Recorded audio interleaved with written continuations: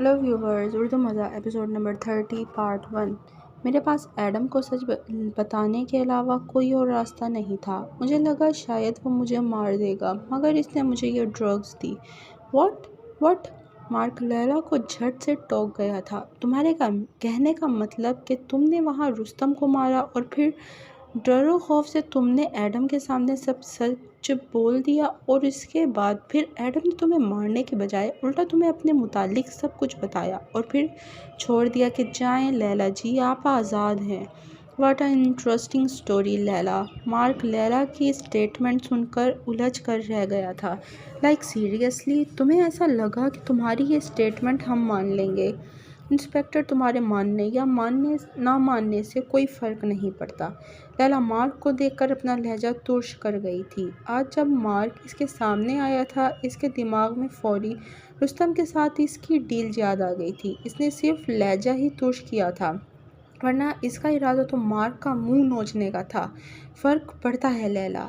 I am your officer, you are not inspector. क्या तुम्हें याद नहीं कि मैं तुम्हारे साथ काम करने से इनकार कर चुकी हूँ? फ़िलहाल तुम अपनी स्टेटमेंट रिकॉर्ड करवा रही हो लैला, और इसको रिकॉर्ड करवाते और क्रॉस चेक करने का इख्तियार मेरे पास ही है।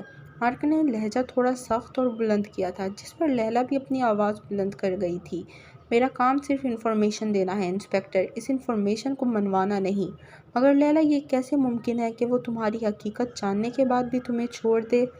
पीटर भी इस बहस में कूद पड़ा था। कम से कम तुम्हें अपनी स्टेटमेंट ही हमें मुतमईन कराना होगा। ये मुमकिन है इंस्पेक्टर। दरअसल एडम चाहता है कि मैं इसके लिए काम करूं। लैला लम्हे भर के लिए खामोश रहने के बाद सच बोल गई थी, जो मार्क के बिल्कुल हजम नहीं हुआ था। वो इतना बेवकूफ़ नहीं कि एक पुलिस एजेंट पर एतबार करे। इंस्पेक्टर पीटर, क्या आप मिस्टर मार्क को चुप नहीं करवा सकते?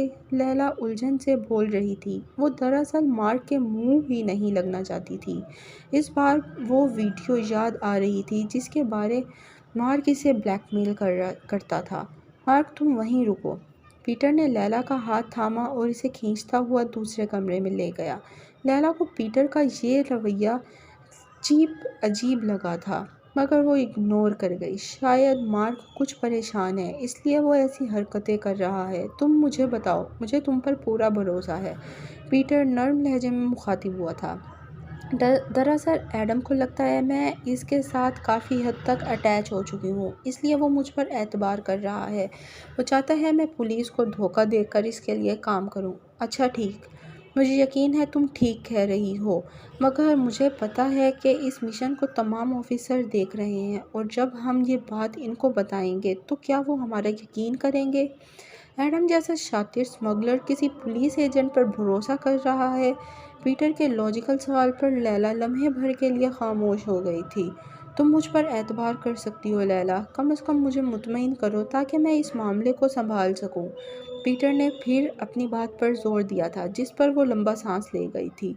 तुम सबको सच सुनना है ना इंस्पेक्टर? तो सच ये है कि मेरा एडम के साथ सेक्सुअल रिलेशन है। मैं नहीं जानती ये कब और कैसे शुरू हुआ, मगर यही हकीकत है, और अब इसे मेरी आदत हो रही है। इसलिए वो चाहता है कि मैं पुलिस से गद्दारी करके इसके लिए काम करूं। लैला पीटर पर सब राज खोल गई थी, जो पीटर के लिए ज़्यादा हैरान कुन नहीं थे।